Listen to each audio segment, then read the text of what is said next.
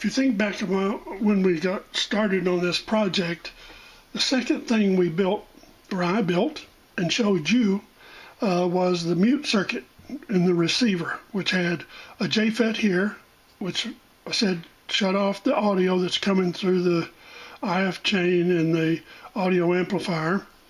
And then the second part of the mute circuit was a JFET here, which shut off the RF coming from the antenna, and also the transmitter, which is connected to the antenna, shuts it off into the bandpass filter, the mixer, and all the other stuff.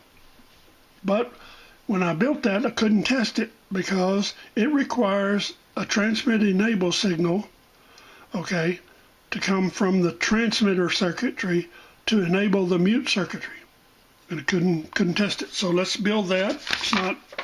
Doesn't take a lot of time. Slow getting to it because of some other stuff going on. So here's the mute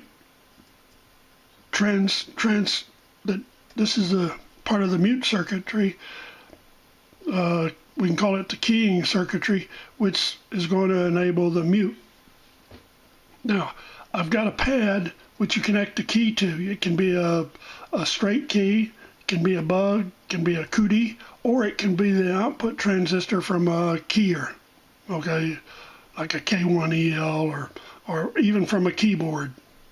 So anything that you've got that would normally key any other transmitter will key this thing.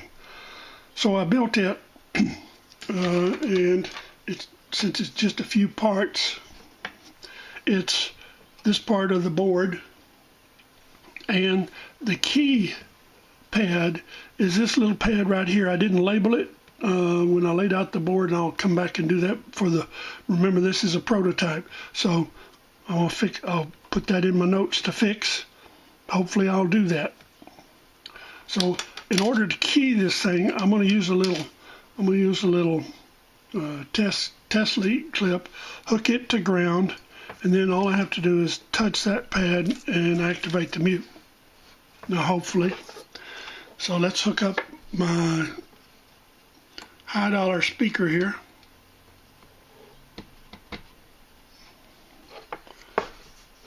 There it is.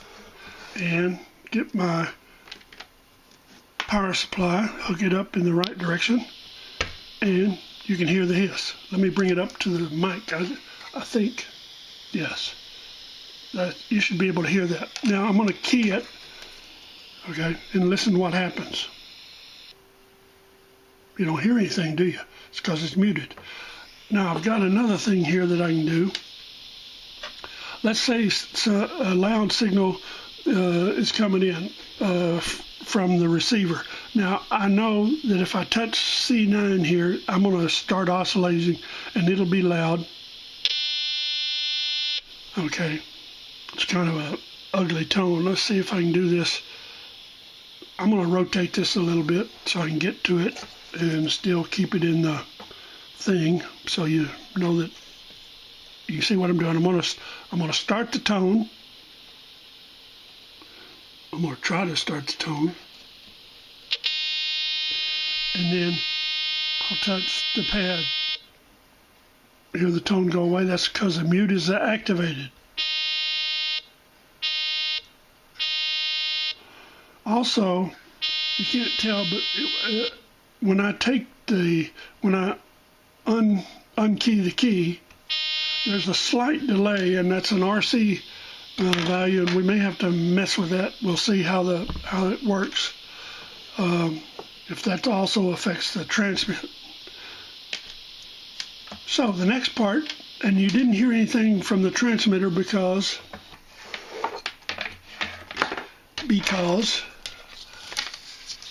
this 4 megahertz oscillator is not heard by anybody else in the transceiver.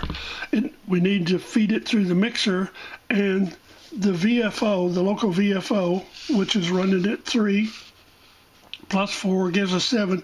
We get 7 out here. We're going to pass it through this bandpass filter here to weed out the 4 minus 3 or 1 megahertz, so, and also clean up the sine wave. if there's any problems there. Now, in the original KD1JV transceiver, he used two IF cans, 42 IF123s.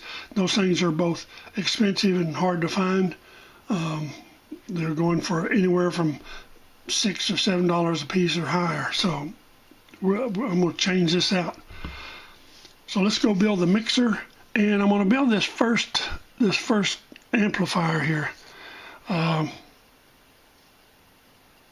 just to get a little larger signal.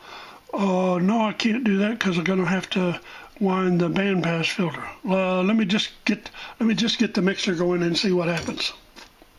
Thank you for your time. We're almost through.